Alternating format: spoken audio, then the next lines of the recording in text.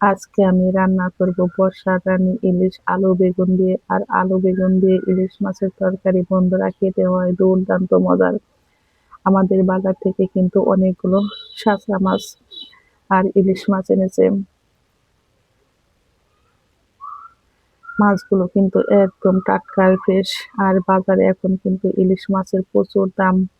আমি যেহেতু বেগুন দিয়ে ইলিশ মাছ রান্না করব, সেই জন্য বেগুনটাকে কিন্তু আমি এরকম ভাবে ফালি দিয়ে কেটে নিব। আর বেগুনটা কেটে কিন্তু আমি লবণ জলে ভিজিয়ে রেখে দেবো, যাতে এর মধ্যে যদি কোনো পোকামাকড় বা কীটনাশক থাকে তাহলে সেগুলো কিন্তু নষ্ট হয়ে যাবে। ইলিশ মাছের কিন্তু আমি আঁশটা ছাড়িয়ে নিব। বন্ধুরা যারা মাছ কাটতে পারেন না তারা কিন্তু ভিডিওটা দেখে মাছ কাটা শিখে নিতে পারেন। আমি কিন্তু ইলিশ মাছের আঁশটা ছাড়িয়ে নিয়েছি, এখন আমি কেটে নিব। বন্ধুরা কাটার সময় কিন্তু অবশ্যই খেয়াল রাখবেন যাতে পিত্তটা কেটে না যায়। আমি কিন্তু পেটের ময়লাটা বের করে নিয়েছি, এখন টুকরো করে নিব। মাছ কাটা কিন্তু একদম সহজ, অনেকে কিন্তু ভয়ে কাটতে পারেন না। আমি কিন্তু লেজের অংশে একটু কাট লাগিয়ে নিয়েছি। আর মাথার দুই দিকের কানসারা কিন্তু ফেলে দিয়ে আমি এই ভিতরের গালচাটাও ফেলে দেব। বন্ধুরা দেখতেই পাচ্ছেন আমার কিন্তু একটা ইলিশ কাটা হয়ে গেছে। আমি বাকি ইলিশটাও কিন্তু এইভাবেই কেটে নিব। আমার কিন্তু মাছ কাটতে ভীষণই ভালো লাগে। অনেকে আছেন মাছ কাটতে পছন্দ করেন না বন্ধুরা, কিন্তু মাছ কেটে রান্না করতে মজাই আলাদা। আমি কিন্তু মাছটাকে এভাবে কেটে ধুয়ে নিব।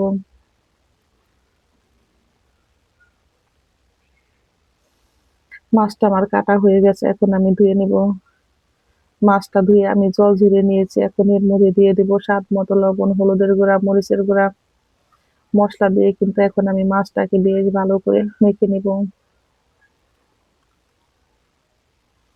মশলা দিয়ে মাছটাকে মেখে আমি এক সাইডে রেখে দেবো 10 মিনিট, যাতে মাছের গায়ে নুন মশলা সবকিছু ঢুকে।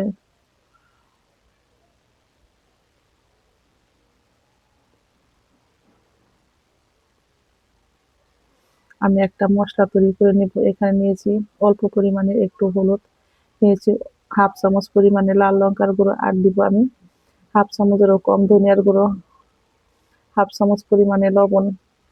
অল্প পরিমাণে জল দিয়ে কিন্তু মশলাটাকে আমি গুলিয়ে এক সাইডে রেখে দিব। আর মশলাটা এভাবে গুলিয়ে রাখলে কিন্তু বাটা মশলার ঘ্রাণ আসে।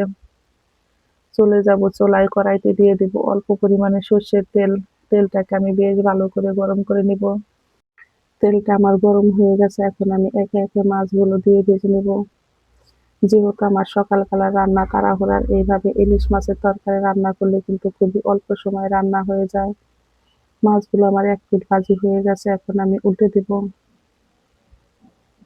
যেহেতু ইলিশ মাছ খুব বেশি ভাজার প্রয়োজন হয় না, এভাবে উল্টে পাল্টে নামিয়ে নিলেই কিন্তু রেডি হয়ে যায়।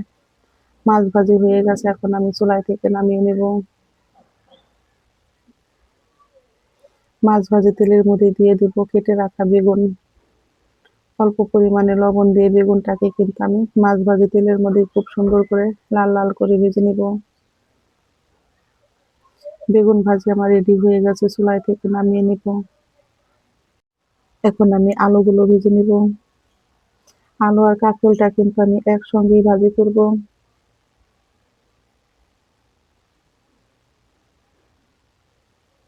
ভাজিগুলো আমার রেডি হয়ে গেছে, এখন আমি চুলাই থেকে নামিয়ে নিব।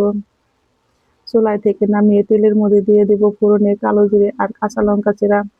কাঁচা লঙ্কা চেরা দিয়ে 2 থেকে 3 সেকেন্ড এইভাবে একটু ভেজে নিব, যাতে কাঁচা লঙ্কার খুব সুন্দর একটা সেন্ট বের হয়।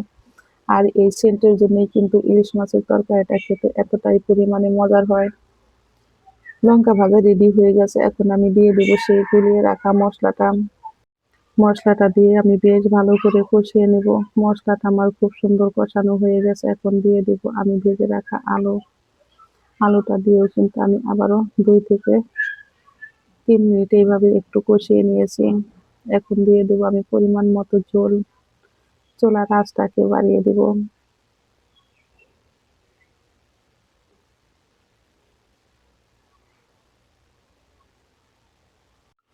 বন্ধুরা তরকারিতে কিন্তু আমার ঝোলটা ফুটে উঠেছে, এখন আমি খুন্তি দিয়ে এইভাবে একটু নেড়ে দেব।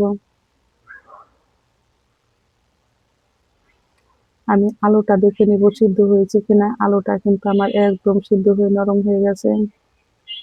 এখন আমি দিয়ে দেব ভেজে রাখা সেই মাছগুলো।